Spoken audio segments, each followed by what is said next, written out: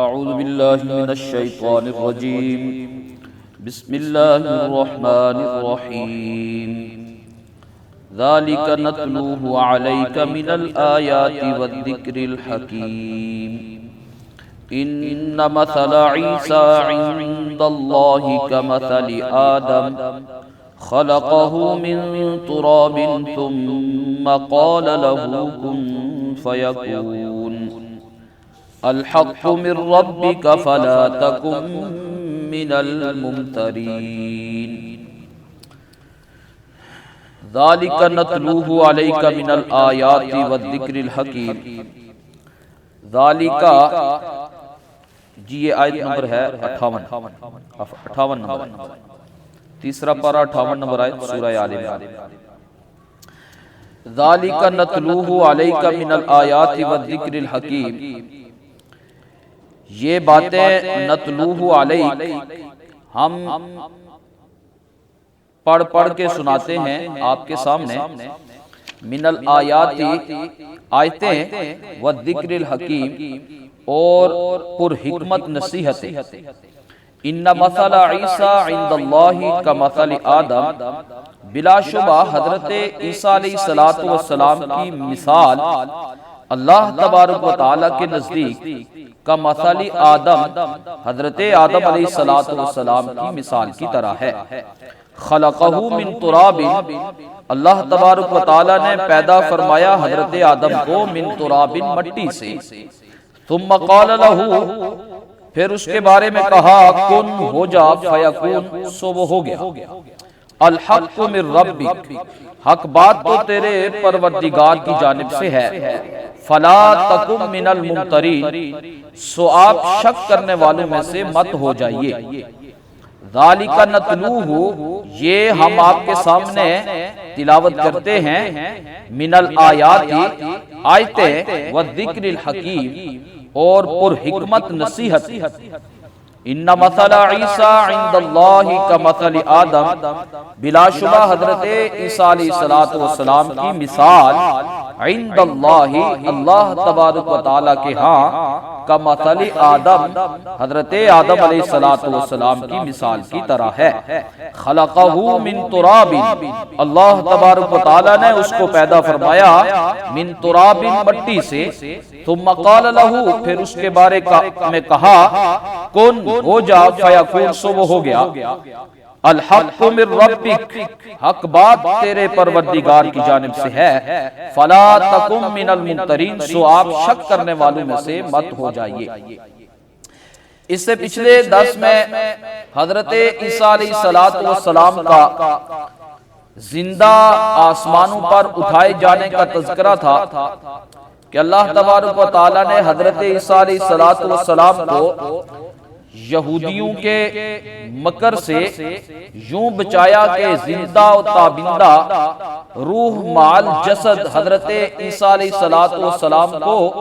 بچا کر کے آسمان پہ اٹھا لیا اور ان کو شبے میں ڈال دیا، کیونکہ ان کا جو اندر بندہ گیا تھا اس کے اوپر شبیہ ڈال دی گئی تھی حضرت عیسیٰ کی۔ سو یہودیوں نے یہ سمجھا کہ ہم نے حضرت عیسیٰ علیہ السلام کو نعوذ باللہ قتل کر دیا، اور عیسائی یہ سمجھے کہ حضرت عیسیٰ علیہ السلام جو ہے وہ سولی دے دیے گئے۔ اس بارے میں جو قرآن مجید نے مسلمانوں کو عقیدہ نظریہ دیا وہ آپ کے سامنے بیان ہوا تھا۔ وَمَا قَتَلُوهُ وَمَا صَلَبُوهُ، واضح الفاظ میں فرما دیا کہ نہ تو انہوں نے اس کو قتل کیا، وَمَا صَلَبُوهُ، اور نہ ہی ان کو سولی پہ چڑھایا، وَلَكِنْ شُبِّهَ لَهُمْ، ہاں ان کو شبے میں ضرور مبتلا کر دیا۔ عیسائی بھی شبے میں مبتلا ہو گئے اور یہودی بھی شبے میں مبتلا ہو گئے۔ ہاں جو مسلمانوں کا نظریہ ہے بر رفعہ اللہ الیہ، بلکہ اللہ تبارک و تعالی نے اس کو اپنی طرف بلند کر لیا۔ اور 100 سے زیادہ احادیث ایسی ہیں جس میں آپ علیہ السلام نے حضرت عیسیٰ علیہ السلام کے دوبارہ نزول کی خبر دی ہے اور بتلایا ہے کہ حضرت عیسیٰ علیہ السلام قرب قیامت تشریف لائیں گے اور آ کر کے اس زمین کو انصاف سے ویسا ہی بھر دیں گے جس طرح کہ اس پر ظلم اور زیادتی ہو چکی ہوگی، ہو رہی ہوگی، بھری ہوئی ہوگی، وہ ختم کریں گے، مقسطاً انصاف کا قائم کریں گے، حکماً فیصلے بھی حضرت عیسیٰ علیہ السلام فرمائیں گے، تکسر الصلیب، صلیب کو حضرت عیسیٰ علیہ السلام توڑ دیں گے جو کہ عیسائیوں نے اپنے نشان کے طور پر اور عقیدے کے طور پر لٹکا رکھی ہوتی ہے اور جس سے اشارہ ہوتا ہے کہ حضرت عیسیٰ علیہ السلام کو سولی پر چڑھا دیا گیا۔ تو یہ ساری کی ساری خبریں آپ علیہ السلام نے ارشاد فرمائی ہیں کہ حضرت عیسیٰ علیہ السلام تشریف لائیں گے، اور خود قرآن مجید میں 25ویں پارے میں فرمایا وَإِنَّهُ لَعِلْمٌ لِلسَّاعَةِ کہ حضرت عیسیٰ علیہ السلام قیامت کی بہت بڑی نشانی اور علامت ہے، کہ حضرت عیسیٰ علیہ السلام بھی ان بڑی بڑی نشانیوں میں سے ہے، قیامت کی بڑی بڑی نشانیوں میں سے ایک نشانی حضرت عیسیٰ علیہ السلام ہے کہ وہ دنیا میں تشریف لائیں گے، اور پھر حضرت عیسیٰ علیہ السلام کو اللہ تبارک و تعالیٰ نے جو پیدا فرمایا تو اس کی پوری داستان جو ہے وہ سورہ مریم میں موجود ہے کہ حضرت جبرائیل امین آئے تھے، وہ تنہائی میں جب تھی اور غسل فرما رہی تھی یا ویسے تنہا ہوئی قضائے حاجت کے واسطے، تو حضرت جبرائیل امین نے ان کو پھونک ماری تھی اور گریبان میں، سو اس سے حضرت عیسیٰ علیہ السلام پیدا ہوئے۔ تو چونکہ ایک گناہ نسبت حضرت عیسیٰ علیہ السلام کو ان فرشتوں سے بھی کہ حضرت جبرائیل امین کی پھونک سے حضرت عیسیٰ علیہ السلام وجود پذیر ہوئے، اس لیے حضرت قتادہ رحمہ اللہ تعالی نے یہ فرمایا کہ حضرت عیسیٰ علیہ السلام جو ہے وہ انسانی صفت بھی تھی اور ملکوتی صفت بھی ان میں تھی، وہ ارضی بھی تھے، سماوی بھی تھی، اسی لیے اللہ تبارک و تعالیٰ نے ان کو انسانوں میں بھی رکھا اور اللہ تبارک و تعالیٰ نے ان کو فرشتوں کی مائیت میں بھی رکھا ہوا ہے۔ چنانچہ علامہ بغوی رحمہ اللہ نے لکھا ہے کہ طارا مع الملائکہ وہوا معہم، کہ حضرت عیسیٰ علیہ السلام اڑ کر کے فرشتوں کے ساتھ اوپر چلے گئے اور ابھی وہ ان کے ساتھ ہی ہیں۔ لہذا یہ مسلمانوں کا نظریہ قرآن نے دو ٹوک بیان فرما دیا کہ حضرت عیسیٰ علیہ السلام آسمانوں پر زندہ ہیں اور قرب قیامت تشریف لائیں گے، اور آقا علیہ السلام کے ایک بہادر جرنیل کے طور پہ آئیں گے اور آ کر کے آپ علیہ السلام ہی کی شریعت کو فروغ دیں گے۔ اسی بابت چونکہ وہ وفد نجران جو تھا وہ آپ علیہ السلام سے آ کر کے بہت بحث مباحثہ کر رہا تھا، اس لیے یہاں ارشاد فرمایا جا رہا ہے۔ پھر ان لوگوں نے یہ بھی آپ علیہ السلام سے پوچھا تھا کہ اچھا تو حضرت عیسیٰ علیہ السلام کا باپ اللہ نہیں تو پھر کون؟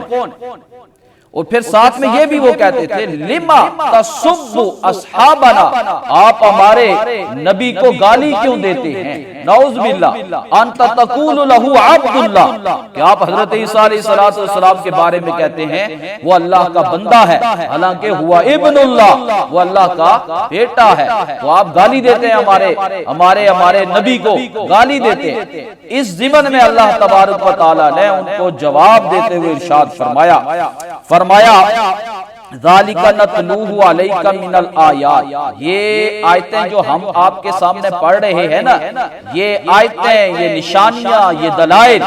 یہی والذکر الحکیم، محکم پکی بات، یہ والی بات جو ہے نا جو قرآن نے بیان کر دی ہے، یہی در حقیقت حق اور سچ ہے۔ باقی رہ گئی یہ بات آپ لوگوں کا یہ کہنا کہ حضرت عیسیٰ علیہ السلام بن باپ کے پیدا ہوئے، سو ہم تمہیں بتائے دیتے ہیں ان مثل عیسیٰ عند اللہ کمثل آدم،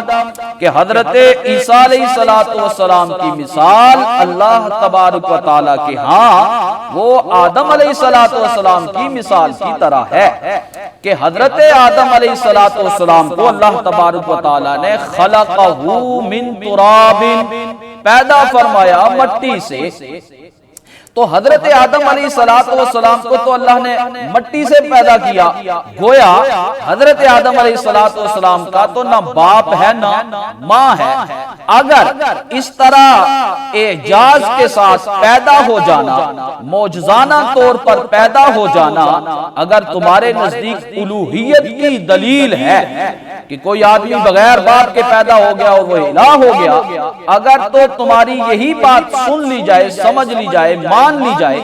کہ بن باپ کے پیدا ہونا یہ الوہیت کی علامت ہے، اس سے الہ بن جاتا ہے، تو پھر حضرت آدم علیہ السلام زیادہ مستحق ہیں اس بات کے کہ ان کو معبود مانا جائے، کیونکہ حضرت آدم علیہ السلام تو ماں اور باپ دونوں کے بغیر کیا ہوئے؟ پیدا ہوئے۔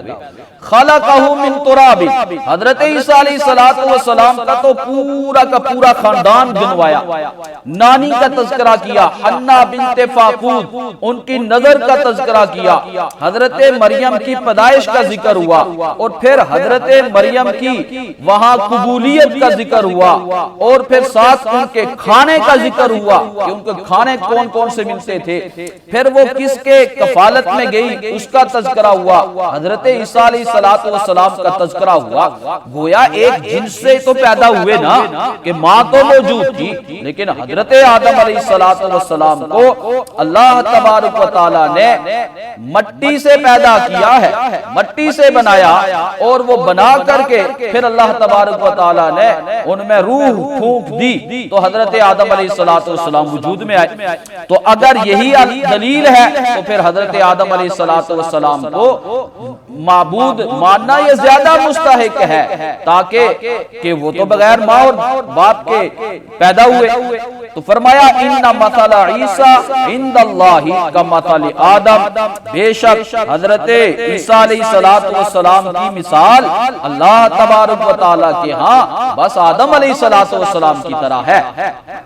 کہ جس طرح آدم علیہ السلام کو اللہ نے مٹی سے پیدا کر دیا،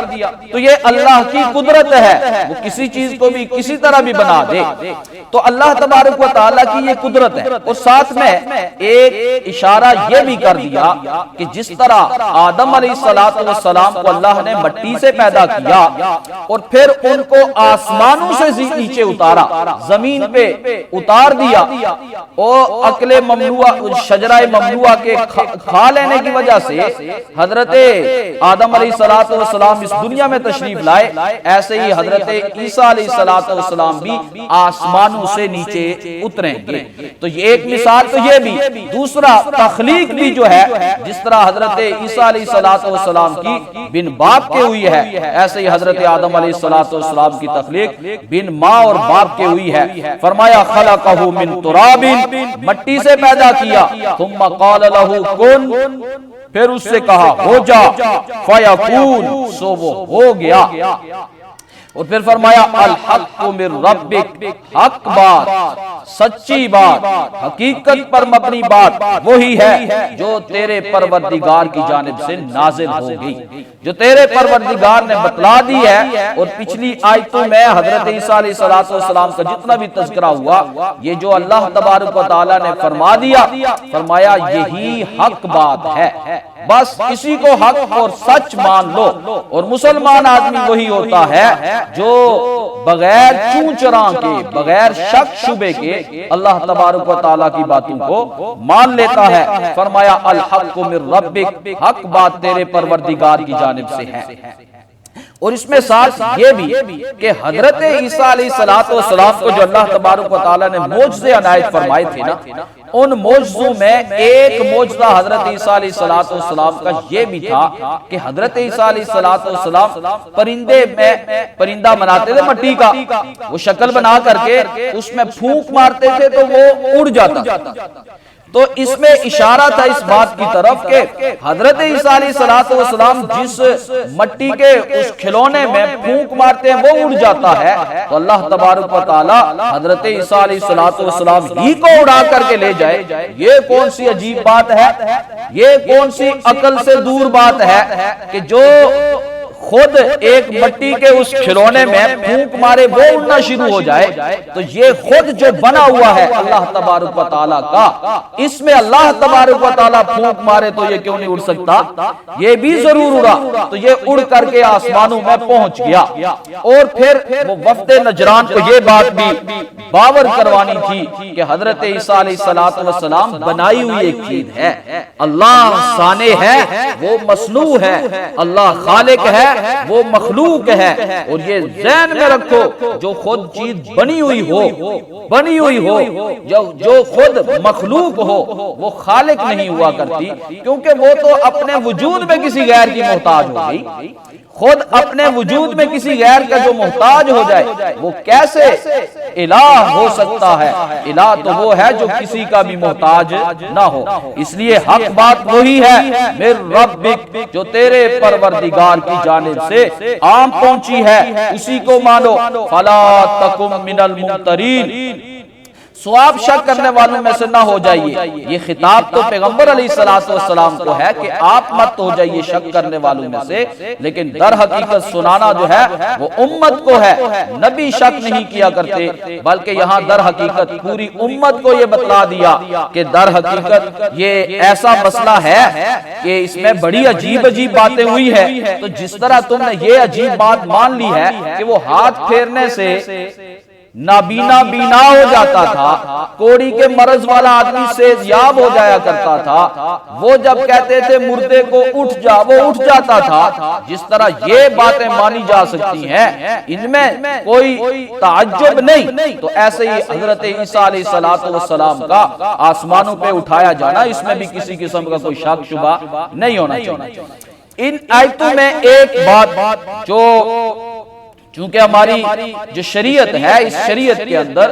جو دلائل ہے نا وہ چار قسم کے دلائل ہیں، ایک کتاب اللہ، سنت رسول، اجماع امت، اور چوتھی چیز ہے قیاس۔ یہاں اسی قیاس کو استعمال کیا گیا۔ آپ دیکھیں وفد نجران سامنے بیٹھا ہے اور آپ علیہ السلام ان کو دلیل دے رہے، وہ کہہ رہے جی ہمارا جو نبی ہے نا اس کو آپ گالی کیوں دیتے ہیں؟ آپ اس کو کہتے ہیں یہ عبداللہ ہے، اللہ کا بندہ ہے، حالانکہ وہ ابن اللہ ہے۔ تو حضرت آپ علیہ السلام نے جو انہیں جواب دیا ہے وہ کون سا جواب دیا؟ قیاس کا جواب دیا۔ کون سا جواب دیا؟ ان مثل عیسیٰ عند اللہ کمثل آدم، بے شک عیسیٰ کی مثال کیسی ہے؟ آدم کی سی مثال ہے۔ کوئی نقلی دلیل نہیں دی، عقلی دلیل ہے، اور ہے بھی کیا؟ قیاس پر مبنی، کہ اگر تمہاری بات ہی یہ مان لی جائے نا کہ حضرت عیسیٰ بن باپ کے پیدا ہوئے تو وہ معبود ہیں، لو جی ہم تمہیں بتائے دیتے ہیں حضرت آدم بن ماں اور باپ کے پیدا ہوئے، لہذا ان کو معبود بنانا یہ زیادہ اولا اس بات کے۔ اسی سے پتا چلا کہ قیاس بھی حجت شرعی ہوتی ہے، اور قرآن میں دیگر جگہ بھی اس کو استعمال میں لایا گیا۔ بہرحال آج کے درس کا جو خلاصہ ہے، اس میں وفد نجران کو یہ آخری بار موقع دے دیا کہ دیکھو حضرت عیسیٰ علیہ السلام خود مخلوق ہے اور بنائے گئے ہیں، ایسا بنایا ہوا مخلوق وہ معبود نہیں ہو سکتا۔ تمہارا جو عقیدہ ہے کہ حضرت عیسیٰ اللہ کا بیٹا ہے یا حضرت عیسیٰ خود معبود ہے یا خود حضرت عیسیٰ تین خداؤں میں سے خدا ہے، یہ تمہارا نظریہ غلط ہے، بلکہ حق بات وہ ہے جو تمہارے پروردگار کی جانب سے پچھلی تمام آیتوں میں بتلا دی گئی۔ پھر بھی اگر تم نہیں مانتے، لو جی پھر تمہیں چیلنج ہے، اور وہ چیلنج اگلی آیتوں میں مباہلہ کی صورت میں اللہ تبارک و تعالی نے ذکر